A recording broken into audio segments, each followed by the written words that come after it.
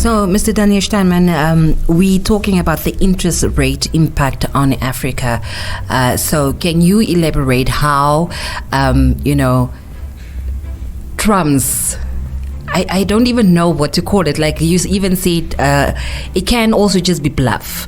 We know that Trump likes to stir up things, and then at the end of the day, he keeps quiet about it, or he doesn't focus on that anymore. He focuses on a new thing.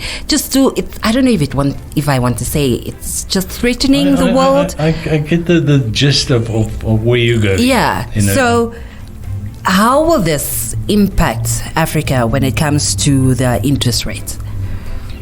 Elsie, let's first look at the fundamentals. This time I'm not going to go into the history. Yeah. We don't have enough time for that. But the fundamentals. Why does he want lower interest rates? Let's go one step further back even. Yeah. Interest rates currently are relatively high. I'm talking about short-term rates, policy rates. They have been set at this level, highest in 40 years, as a reaction on the unanticipated inflation that quickly started presenting itself worldwide within 6 months after Russia invaded the Ukraine. Now, there's a whole chain of events, which I'm not going to go into detail in every link of that chain, but just to point out how the one occurrence basically determined the beginning and the outcome of the next step in that thing. So what happens is Russia goes into Ukraine.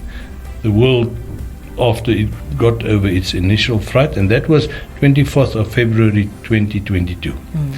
And they started imposing sanctions on Russia. But Russia is a very dominant oil producer, and Russia is also a very dominant gas producer in the whole of Europe and Asia. Yeah. If you compare all the others to Russian oil and gas, even the Chinese, they are minute. They're like a midget against Russia.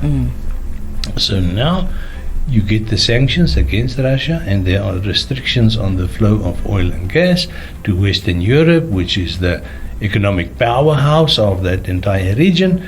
And what happens? The cost of fuel goes up. Yeah. Not a little, a lot. What happens in Africa? And I think I said that in our discussions here, and I said it before it happened, is that the moment the cost of fuel goes up, the cost of oil, crude oil goes up, the cost of fuel, petrol and diesel goes up. And when that goes up, everything goes up. Everything. Why?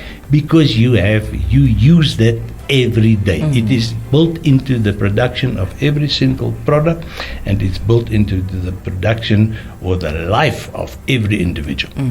You and I cannot get to work without relying on fuel, and we cannot go to the supermarket without fuel, and the supermarket cannot sell us stuff without fuel. Yeah.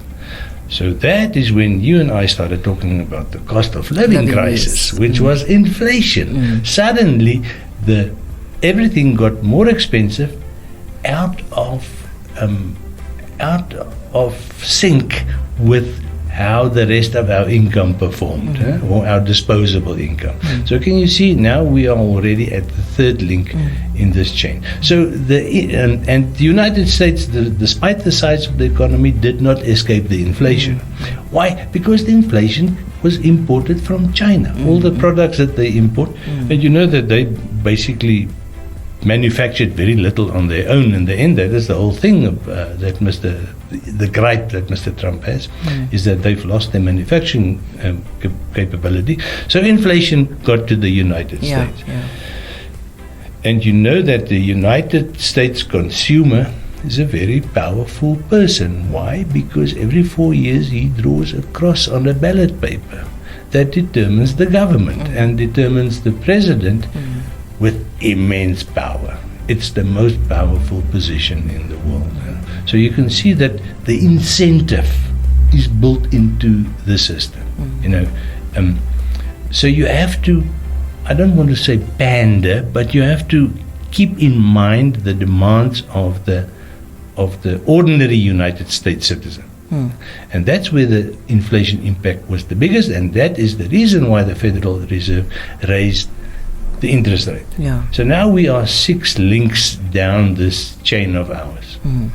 So the consumer in the United States started feeling the pain, first of inflation, then of interest rates. Inflation making it difficult to afford the stuff in the supermarket that you need to live.